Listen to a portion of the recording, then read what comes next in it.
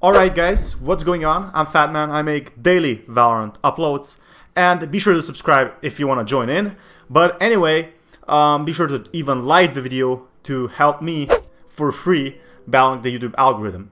Now if you click this video, you're probably looking at the best Valorant beta ultimates, and you came to the right place. I'm gonna be explaining you the best Valorant ultimates, which are basically, the best and which are the worst. So for each agent, it has its own ability, as you know, but some are better than others. And that's what I'm gonna truly explain in this video. Alright, so if we go over here, I'm gonna be explaining you what each ability does. So, I don't know the exact words, but the first S tier has to be Sage. Okay, so Sage, why Sage? So Sage's ability basically is kind of a revive, and with a revive, you can easily, get a 6th player, or you can get like a trade with another person, or in any scenario, it could happen that what happens is, there's a 3 versus 1 scenario. Sage can make it in a 3 versus 2, or, it could just do anything. And Sage's ability can actually win you games. If it were up to me, this is one of the best abilities out there, special ultimates. I definitely think this one is the best. Sage is on #1 spot. Imagine a 6v5 in like the last round and then breaking the enemy's economy. I think this is great. The next one we're gonna go.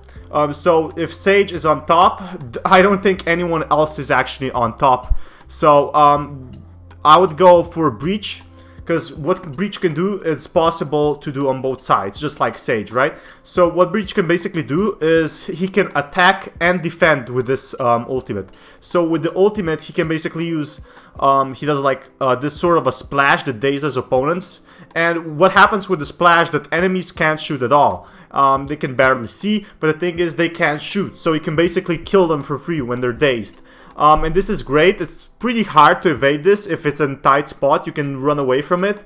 But even if person runs away from it, it's not gonna, it's gonna buy them a lot of time, maybe even prevent a spike plant. And that's why I like Breach's ultimate. It's definitely on A tier list because it can be used on both like defense.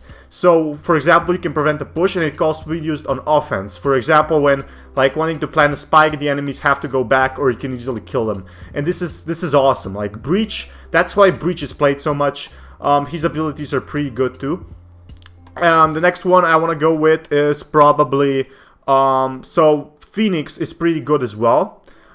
So Phoenix is pretty good. So what it does is basically gives you an extra life, right? So if you don't know what Breach's ultimate does, it basically works like this. So you hide behind a corner, and you get an extra life. If you die, you respawn back where you used the ultimate. This is great. Also, you use your armor, right? I'm pretty sure. And it has some disadvantages, such as the enemy can wait you. So that's why it's not S tier. But it can get you like 1 or 2 kills, and you have to push with this ultimate. There's no other way. If you use this ultimate, they will probably hear you, give the info call out and everything like that. But yeah, Phoenix, A tier list for me. The next one I want to go is BAM. This is the orbital strike. Is pretty damn OP, to be honest, and Brimstone is looking kind of sexy. But Brimstone's orbital strike is pretty damn powerful. So it's not as powerful as Breach, because this can be avoided more easier. You can just jump around, so they should definitely bump it in some way.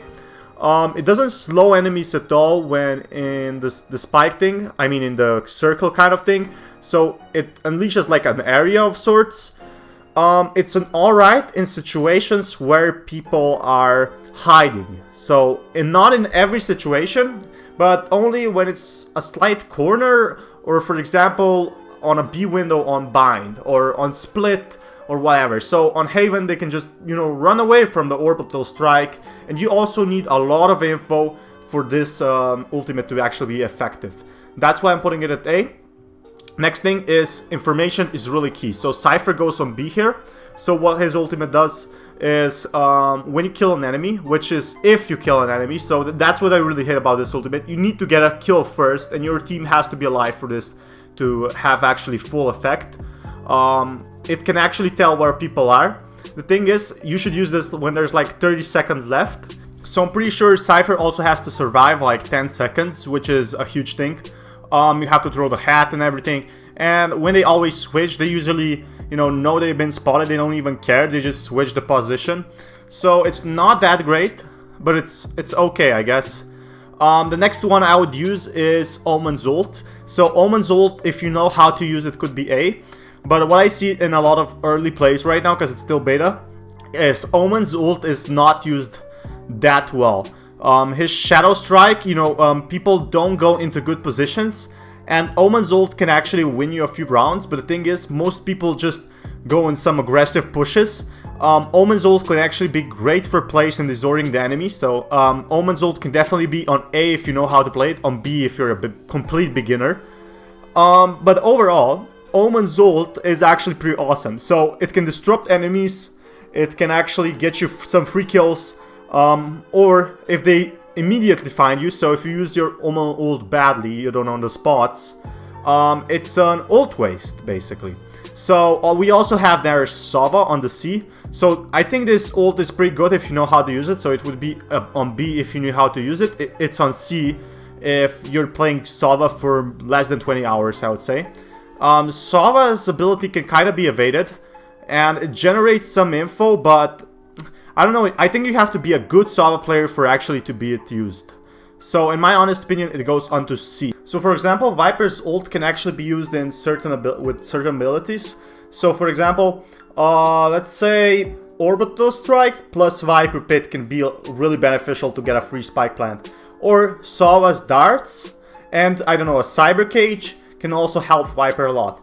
But if they use a Viper Pit, they basically know someone is in there. What's really good with Viper Pit is that people that are in there will lose HP, but that's also your teammates. And Viper has to stay in the pit for it to actually work. And you can basically find enemies like that, and that's huge. It gives a lot of information to enemies, especially if it's a 1v3 or something. It can kill enemies off really easily. And it can kill you off pretty easily as well, because the decay isn't that fast in reality, and they still don't lose all their HP. They actually go down to 1 HP, which I don't like about that. But it kind of destroys their vision, but they can still see in a sort of a way. So I definitely think the Viper Pit needs a lot of rework. Now we also have Jett. And you're probably wondering, why are you putting Jett at D? It's my favorite player. It should be on S. The thing is, this is just another type. This is only good on ecos, to be honest.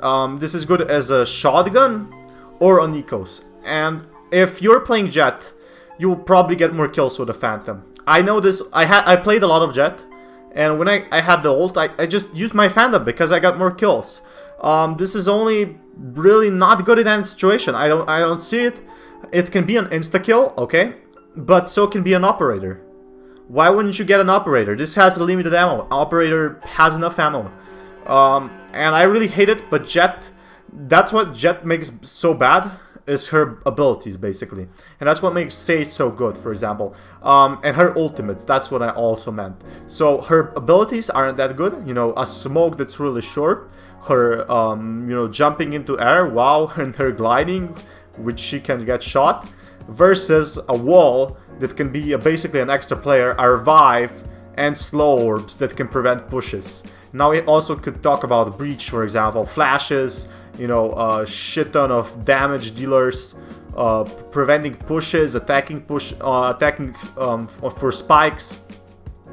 And now we have Omen, he can teleport. And then we have Jett. Jett does absolutely nothing with her abilities. And if you want to push, just use Phoenix. He can heal himself. That's what is much better about Phoenix and everyone else. Seriously though, I want to revise this a little. So I just want to make sure everything is in place. So Sage, definitely for sure.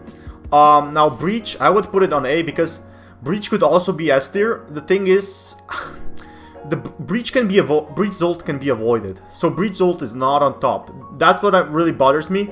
It has a huge area of effect, but it can be avoided. You could put I wouldn't really put it at S tier because S tier is only perfect, and a revive is basically perfect. There's nothing better than a 6th player or a 5th player or a revive in that matter. We also have Phoenix. Yeah, this is basically just a worse revive. Phoenix ult is a worse revive, and you have to do more on your own skills. I would actually put this down at B over here, because this can be easily avoided, but if it's in a gunfight, it's over on A. Cypher, I'm just thinking it would on a B, and Omen's ability could definitely be on A tier. However, a lot of Omen's ult, when I'm talking about abilities, I'm meaning ults, just so you know. Omen's ult actually, you know, it doesn't synergize that well. It can get you a free spike plant.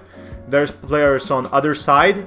Otherwise, really. So this can just be avoided. 9 out of 10 times, I have never seen a player kill more than 2 people with this. Seriously, this can be avoided pretty easily. Just jump around, unless you're like playing in Iron. I'm sorry then, if you're playing in Iron, you need to watch my other guides. We also have Viper. I already talked everything I could about Viper, and I completely agree with Jett. So to make this ranking list, I think it's pretty fair, to be honest. The only thing I could potentially happen if they buff a few characters and they go up, you know. So, you know, for example, if they buff Breach, which they will not buff Breach in my honest opinion, it will go up to S tier. Definitely let me know what you think of these. I have more Valorant tier list videos on my channel, and this is Fema sign out. Be sure to check out my other videos in the description, by the way, and in the comments below.